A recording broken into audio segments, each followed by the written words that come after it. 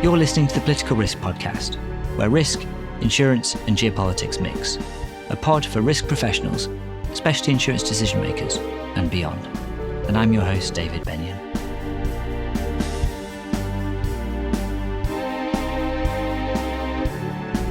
Welcome to episode 32, which will be the last one for this year.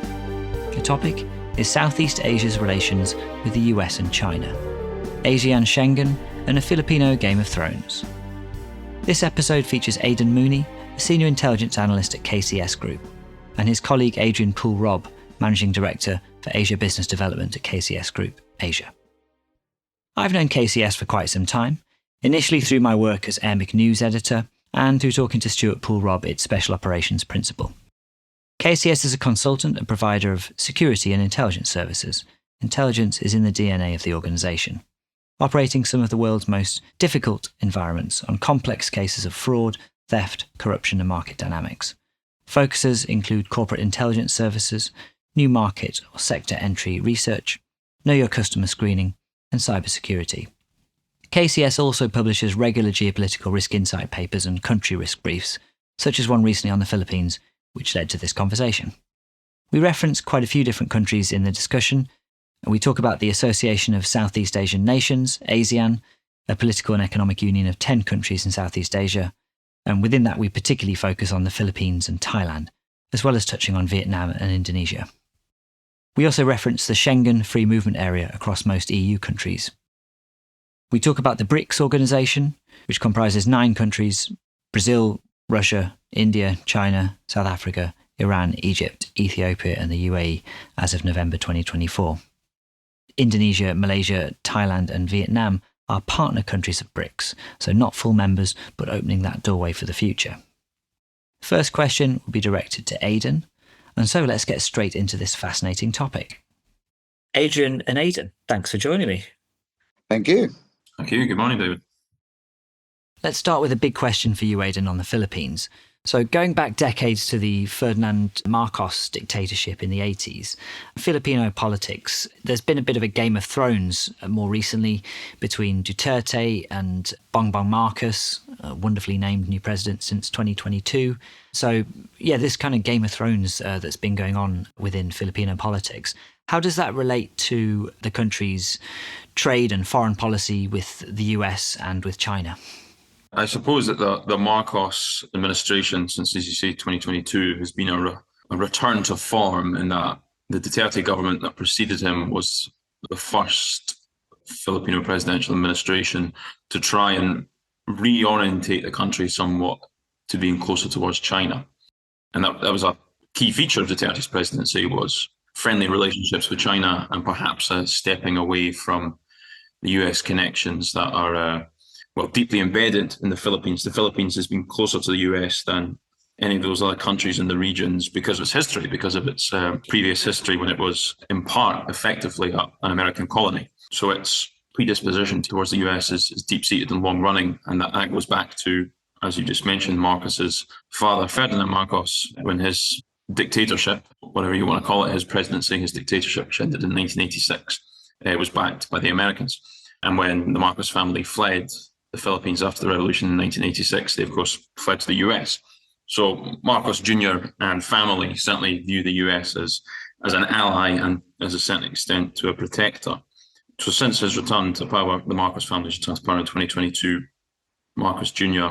has been reorientating towards the US and has been very vociferously anti-China in his rhetoric. And you could argue that's partly because his political opponent in country, Duterte, is pro-China. So there's an element of, realpolitik, an enemy of my enemy is my friend kind of thing.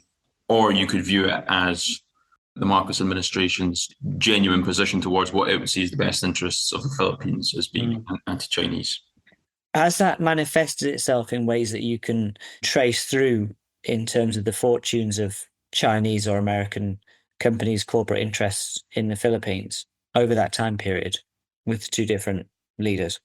I suppose that's where the question gets more complicated, in that Chinese business in the Philippines is deeply, deeply embedded. Cultural and trading connections between the two countries, between China and the Philippines, are centuries old, predate the colonial era. Yeah, and predate communism. Yeah. Yeah. And in the sense that a large proportion of the Filipino population has some level of Chinese ancestry, and some of the estimates are that up to a quarter of the Filipino population of, over 100 million, 120 million, I think, have some form of Chinese ancestry. You have deep cultural connections there, and that has always manifested in seafaring business and trade between the two. So there's long running Chinese business connections, some of which have remained small scale, some of which have grown up into these enormous business conglomerates headed by Chinese Filipino families. The flip side of that is that American business has always been deeply embedded in the Philippines for decades. Marcos administration's current government is very American business friendly. And even whilst Duterte was more predisposed to China, there has never been any firm move away from the entry of big American business into the Philippines. Adrian, let's talk about visa schemes that use biometric technology. And these are relevant particularly for the Philippines as well as Thailand. So what's new and why is it significant? Most of the countries around Thailand were developing this new digital visa format for entry or biometric scanning and so forth. Malaysia had done this quite a few years ago now. But I remember getting caught going through over the land border on a motorbike, and they said, "Oh, right, now you've got to stick your fingers on here and photograph here." That's not normal. We used to just throw our passports over and drive through. So I am of the opinion that although other countries are doing it as well, and Thailand may not want to feel left out, I'm also of the opinion that there's a further reasoning behind it. It's possibly about the control of immigration. But I think it's also about tax. As the OECD begins to spread open the harmonizing of the tax policies around the world, there's an element of this, we know for sure he came in on this day. If you're here more than 180 days, I think it is, but from that point on, right, you're now tax resident in this country. So the borders in this part of the world, Thailand particularly, they're really porous. So a border scheme with biometrics at, airports and security checkpoints, it seems to me that's not going to solve a security problem. Why are you doing this if you've got, we're all supposed to open the borders and say hi to everybody, you're all welcome? That's an element that I think countries like Malaysia, Singapore, Thailand are now introducing it for because, well, that's how it's been over there in the West. And if you see the effects in Europe, the UK, US, with rather open borders as opposed to just porous ones, that's of more significance to them, I think. The porous borders in places like Thailand, in Laos, and what have you, they're porous as long as Thailand, Laos, what have you, want them to be. There's been a moving across borders, perhaps due to a desire for people to move across borders on occasions from those in authority. So if they want to shut those down, they can, and they do patrol those areas. So while an individual may get across those borders unnoticed, for the most part, not too many do. So I am of the opinion that it's, to a large extent, an element of, well, what happens if this push towards complete open borders and how that might affect our economies, and also, well, okay, we may have to harmonise with the OECD world, tax, global taxing policy. So we might as well have it in there and work from there. For the ASEAN countries, if this is going to be something that's agreed between them as a cross-border scheme, essentially as a Schengen equivalent, Thailand has done part of the proposing for this. Yes. But I guess my question is, if you've got these different countries, do you think they share a common motivation, such as straightforward border security? Do you think some of the different countries have notably different motivations for wanting to do this? I'm not entirely sure they have different motivations. I think the motivations for having an open area has generally been considered from a tourist perspective rather than a business travel. That, I think, is what the focus of it has been, so that you can travel from one to another without having an additional, say, £20 fee to cross the border to Cambodia. If you have never been to Southeast Asia and you want to travel around, a smoother travel arrangement would be nicer. Many people do want to go to a number of the countries rather than just Thailand, or they might come into Laos, they want to travel to the others. Those additional fees are, which I find comical coming from Thailand, but those additional fees are now considered perhaps something that might slow down other interested tourists. I find it interesting since Thailand's the one that's been proposing additional taxes on the tickets and entry fee taxes and what have you. So we'll see. I always think it's a bit of a paradox, these schemes, because Schengen, when it was in Europe, was originally about opening borders between the countries that were part of it.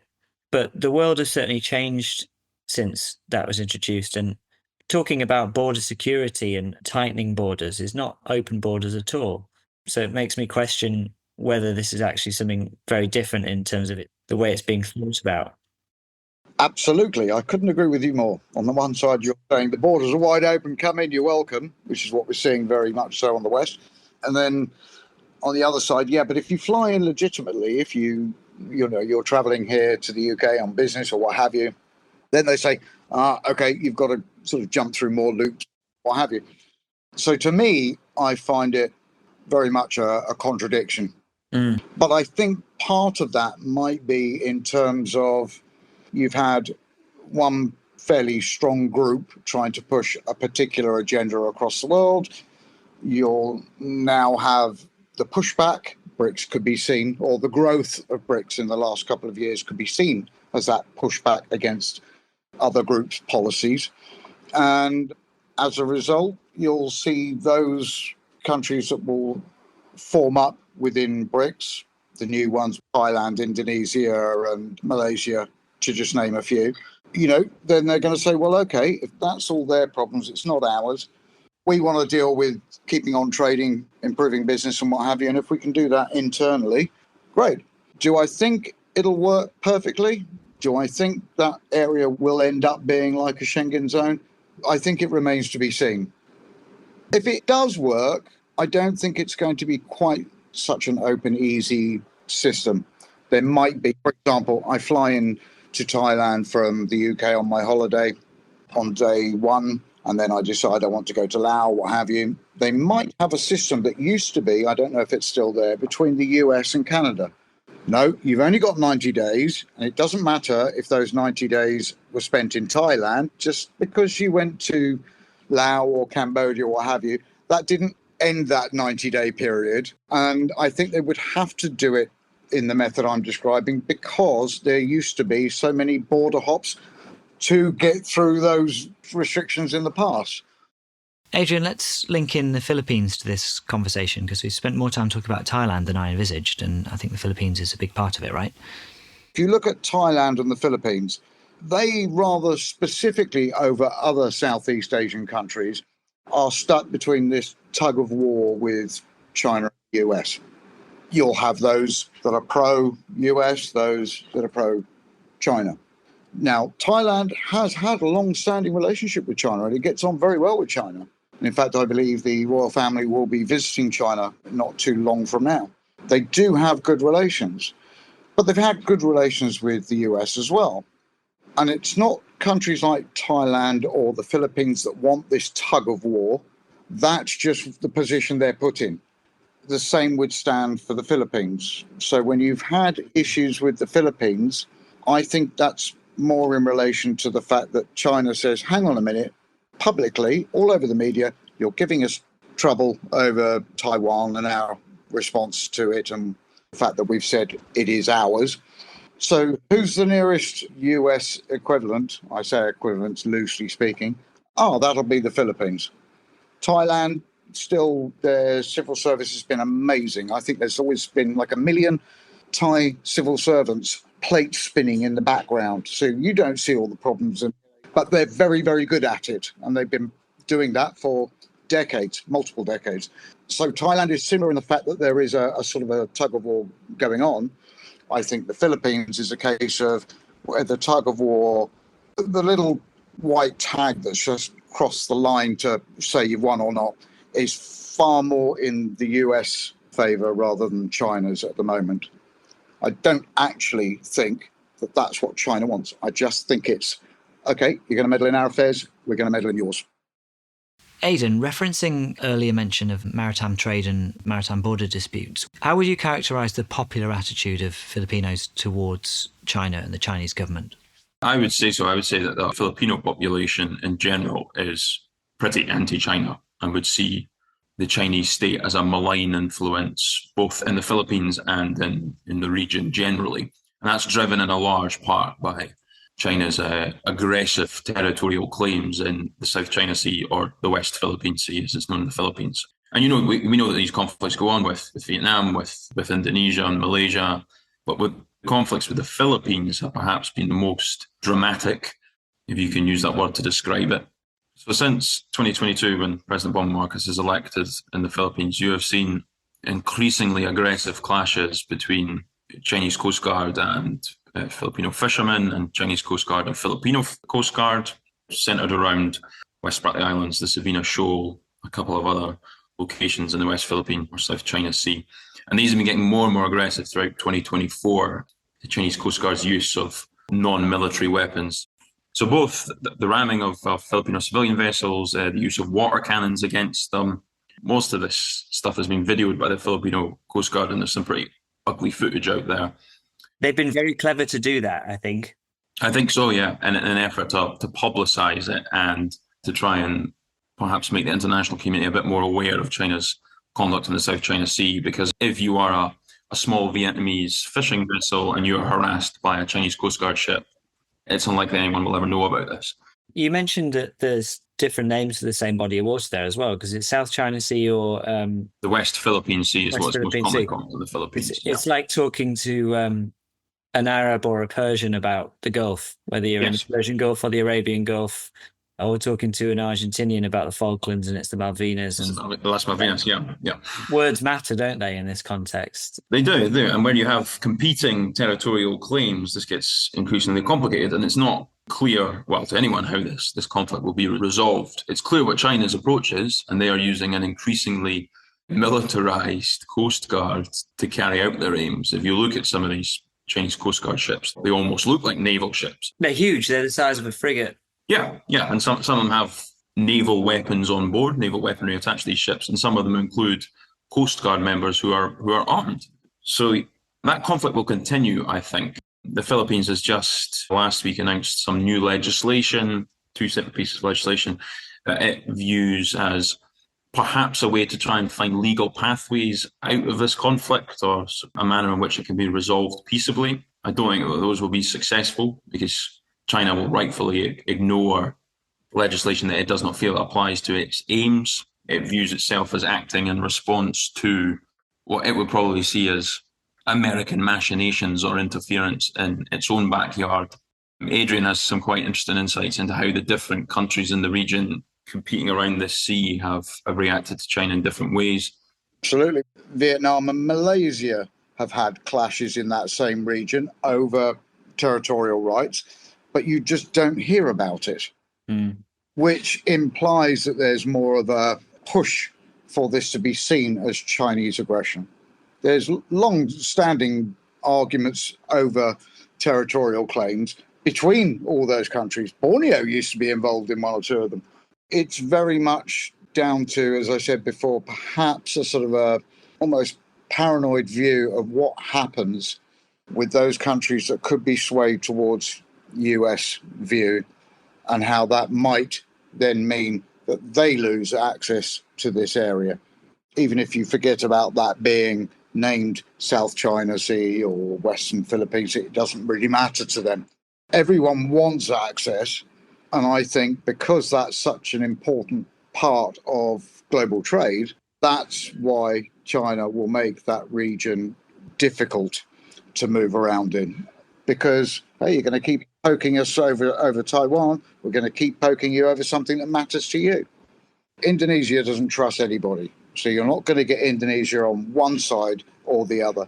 But that's partly the US's fault. The US recently, with Lloyd Austin, was there signing the agreement for, I think, it was around 12 F-35 fighter aircraft or something like that. He then decided to come out publicly and say that, right, we've got a joint press statement here. Indonesia agrees that Russia should, immediately leave Ukraine. They're against Russia's invasion, blah, blah, blah, blah. It was just 2 hours later, the Indonesian foreign minister jumped up. Nothing of the sort. We would rather just be friends with everybody or not get involved in any of this. So you can see this is part of that tug of war I was talking to you about earlier. Malaysia is no friend of the US. It doesn't have a problem, for the most part, with China. It's quite happy to enter BRICS, as is Thailand. Philippines, Indonesia, other regions will have a different view.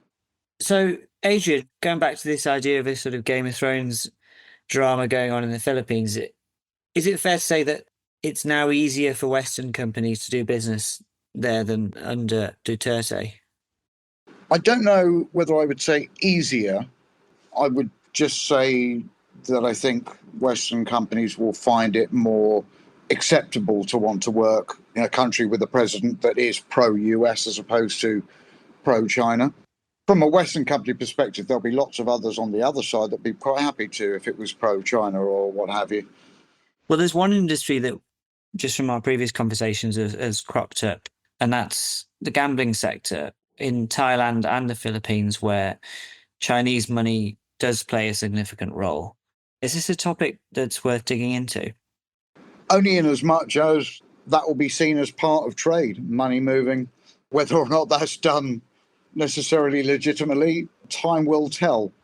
Thailand certainly couldn't call itself regulated gambling unless it was very specifically for things like cockfighting, bull racing and things like that. You weren't allowed to do it. Did it happen? Yeah, sure. But, it would always be underground. This is the first time that I'm aware of that Thailand has openly said, okay, let's try this out. We've got special zones. I believe Phuket will be one of those areas. There'll be several others that they're talking about opening up these gambling venues. So we shall see. I think the Philippines is perhaps a few years ahead on that same path. 2016, I believe, was the first license issued in the Philippines for what they call POGOs, Filipino offshore gambling operations. They have sparked long-running and quite intense debate in the Philippines about their use, because they have been seen variously as a vehicle for Chinese interests, as centres of criminality. And there's been a quite interesting story in the Filipino media that has become a tale of international espionage centering on a local Filipino politician called Alice Guo, who is also the head of a particular POGO in the Philippines. And she has recently been revealed to have been a Chinese spy, effectively. So this has increased the moral panic over POGOs in the Philippines to the extent that this summer in July, I believe it was, President Bongbong Marcos signed a decree banning POGOs. How effective that has been immediately is not quite clear, because obviously these were incredible moneymakers for certain interests, both legitimate business interests in China and the Philippines, but also for criminal groups, for organised criminal groups. So how successful they will be in driving the POGOs underground is yet to be seen. I know that there was also some push within the Filipino government to bring POGOs under the oversight of previously existing bodies in the Philippines, particularly those that oversee special economic zones already. And were they a big tax generator, or was the whole point that they were low tax and it was more the tourism that they brought? Or they do have the opportunity to bring in a huge amount of money, and this is what elements within the Philippines government already are trying to move those huge amounts of money under their own control rather than the groups that currently control them at present. So it's good old-fashioned business competition over them. Let's just turn to events since November the 5th, November the 6th. Now we have an incoming Trump presidency. So it's essentially looking at the same kind of big picture geopolitics, but for the next 4 years.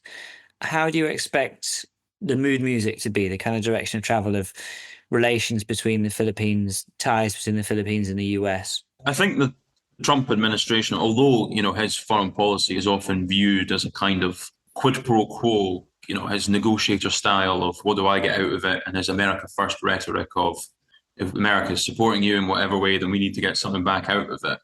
I think that actually in the Philippines, regarding US relations, not much will change, and that the support for the Filipino state and for the Marcos government specifically is kind of bipartisan. It has as many Republican supporters as it does Democrat supporters in the US. And support for military aid to the Philippines will continue because both sides of the American political system see it as a way of countering China.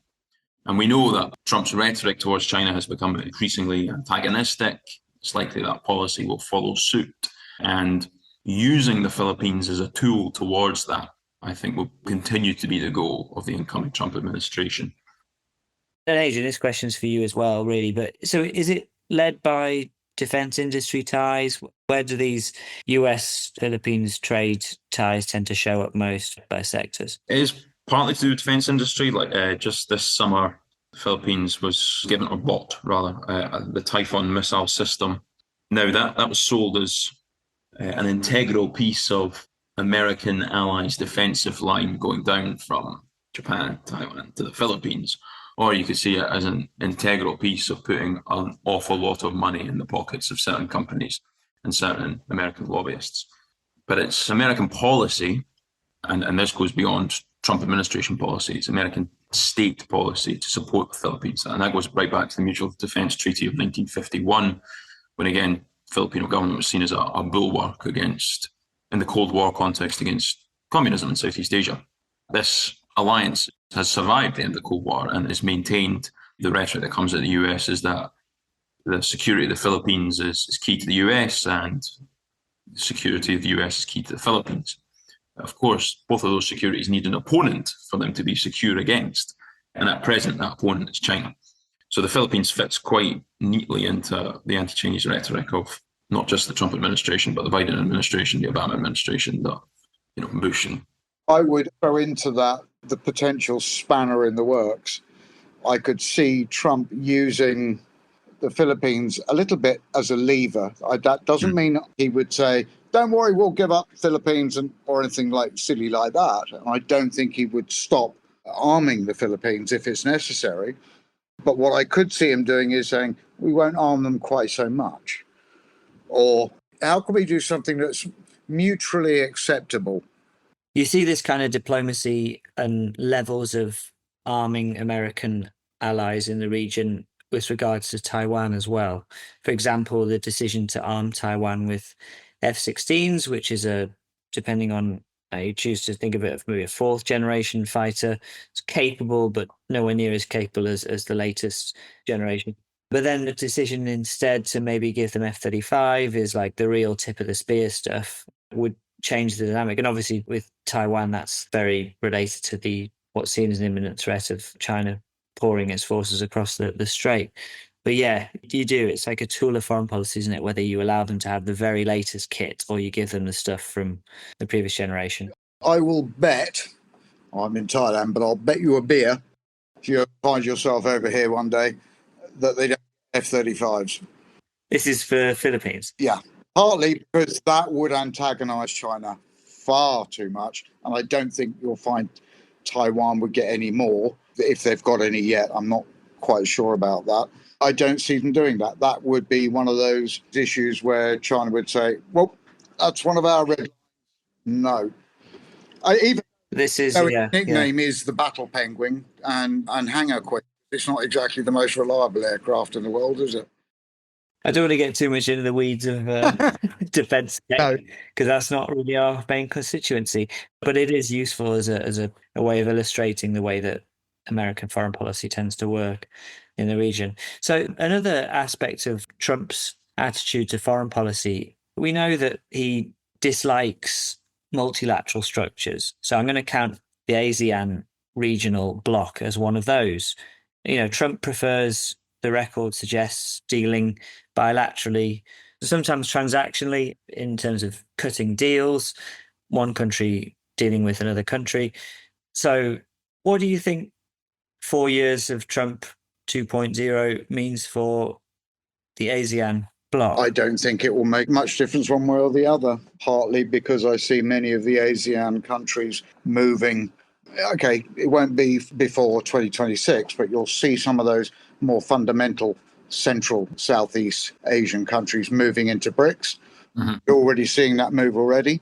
And quite frankly, ASEAN, they work together, but it shouldn't be seen as an EU alternative. It really isn't that.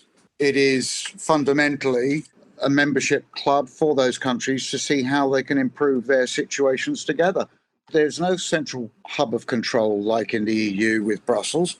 There's going to be no sort of tug of war in that regard. So if Trump decides, okay, I'll do deals with Thailand, you can. Okay, I want to do separate deals with Malaysia or Indonesia.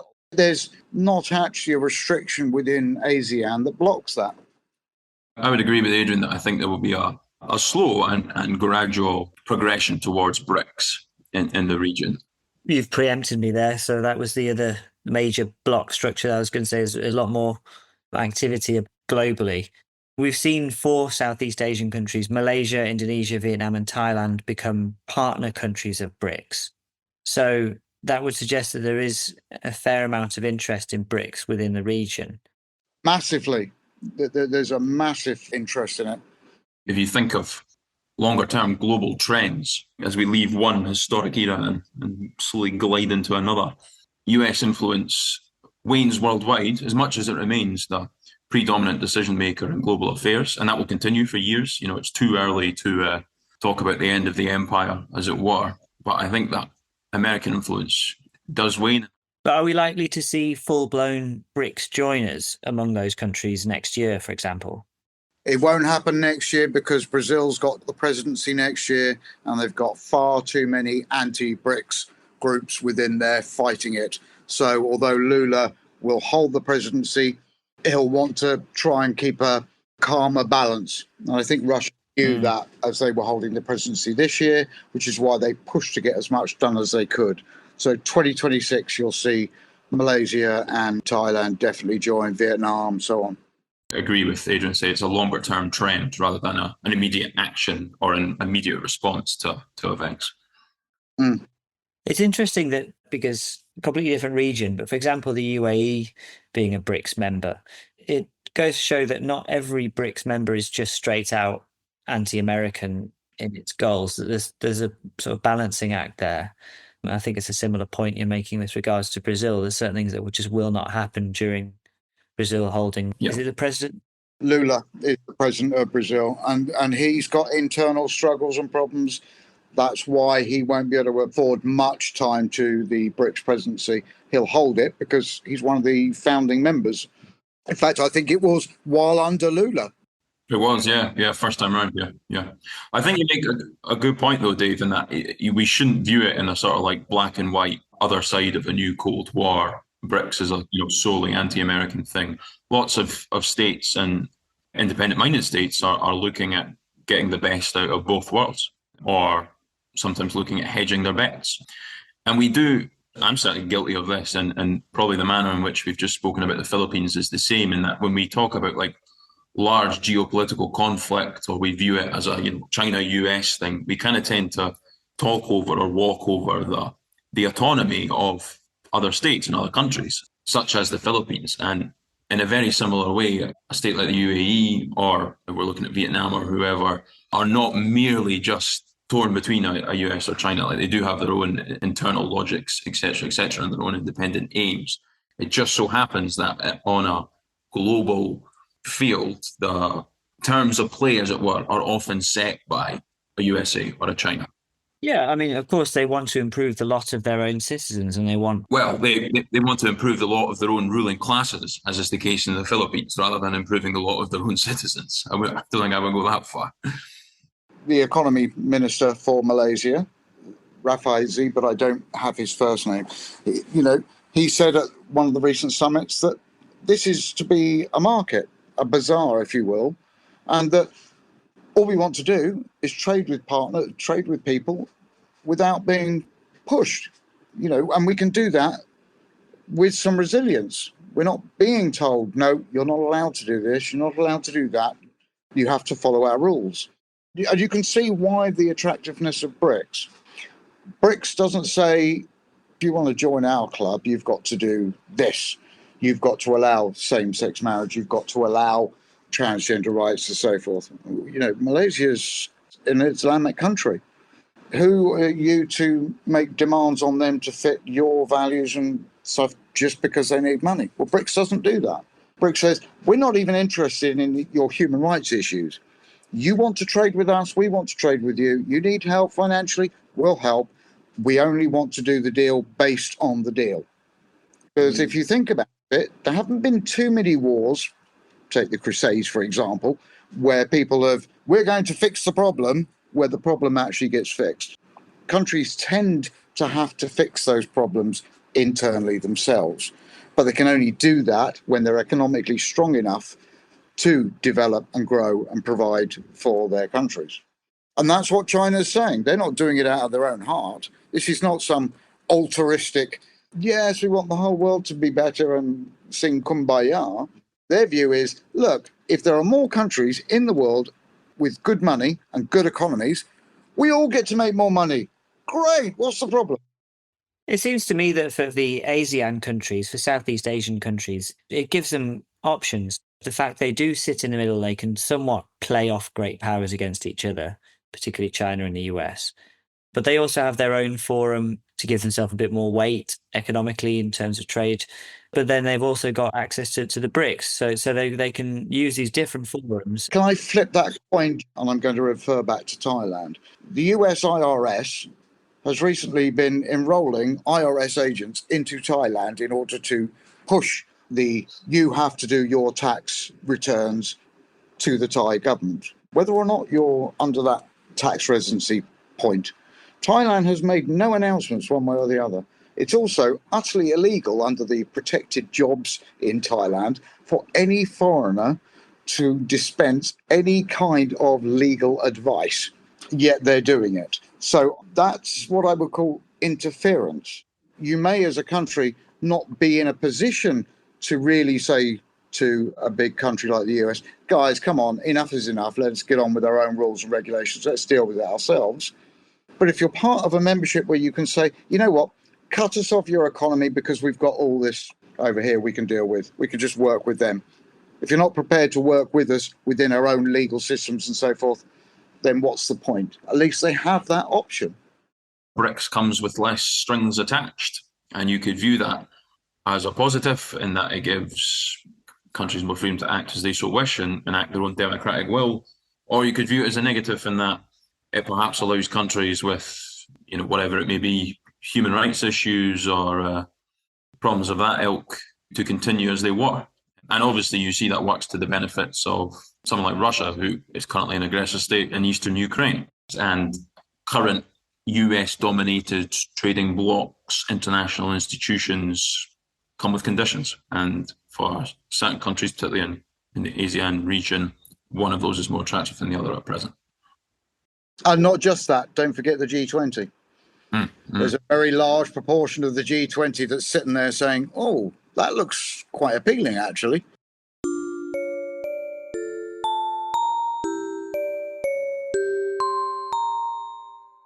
Thank you for listening. And what a year it's been.